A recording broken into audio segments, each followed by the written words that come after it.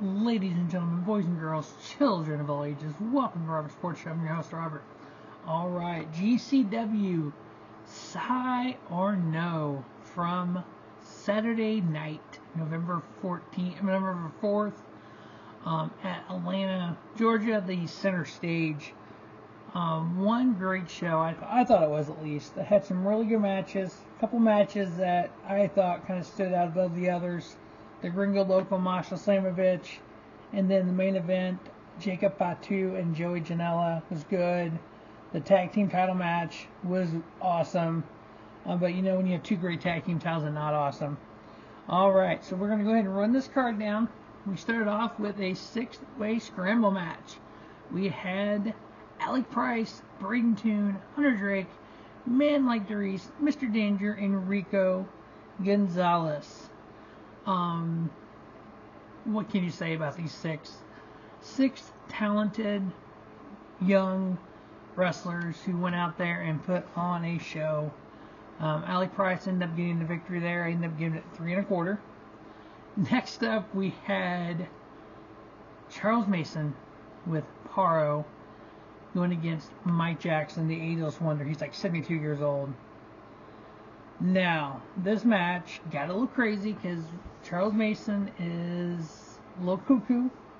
His Muscle and Parrow there, they ended up attacking Mike Jackson.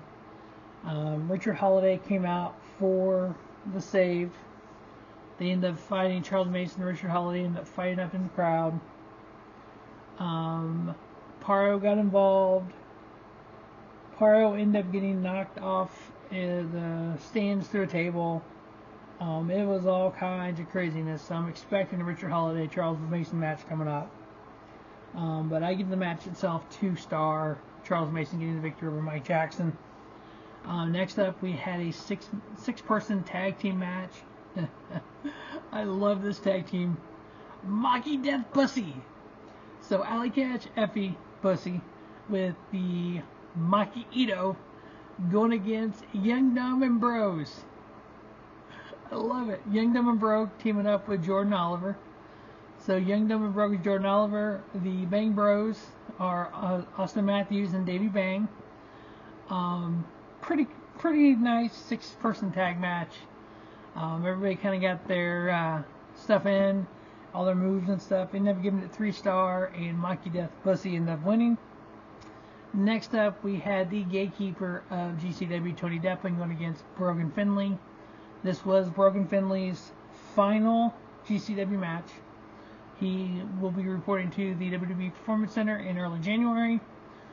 So he'll take his place in WWE as a Finlay third-generation superstar. I look forward to big things from him when he gets in the WWE system. Tony Deppen ended up getting the victory here. I ended up giving it 3-star.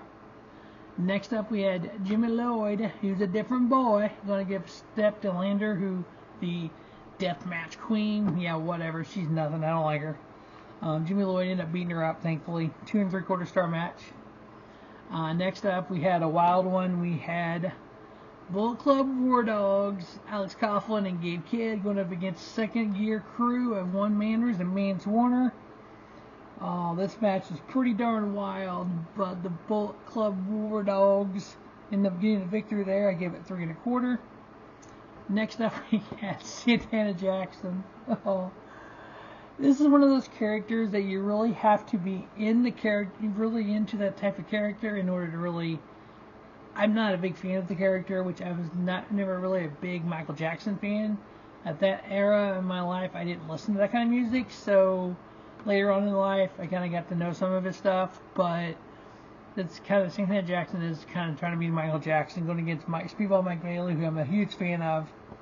Speedball tried to carry this match. It was okay. 13.5 minutes.